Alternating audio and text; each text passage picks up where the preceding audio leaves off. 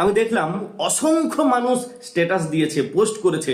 গতকালকে মাধ্যমিক পরীক্ষা কমপ্লিট হয়ে যাওয়ার পরে ছেলে মেয়েগুলো যখন ডিজে বাজিয়ে নাচতে শুরু করেছে, টোটোতে গান বাজিয়ে নেচে নেচে আসছে, আর পুরো রাস্তাটাকে কাগজের টুকরো দিয়ে ভরিয়ে দিচ্ছে।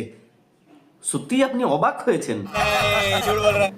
এতে অবাক হওয়ার মতো কি আছে বলুন তো? আপনি জানতেন না এমন দিন আসবে? বুকে হাত দিয়ে বলুন তো, আপনি সত্যিই জানতেন না এমন দিন আসবে বা এমন দিন এসে গেছে? আচ্ছা, এই দিনটাকেই কি শেষ ভাবছেন? এটা সবে মাত্র শুরু। এবারে এই ভিডিওটা দেখুন তো, কিছু মনে পড়ে কিনা। না না না না, কোনো রাজনৈতিক রং মাথায় ঢুকিয়ে দেখবেন না। একজন শিক্ষিত মানুষের বক্তব্যটা শুনুন, যেটা আজ থেকে অনেক বছর আগে বলা। আমার কাজ আমায় করতে হবে।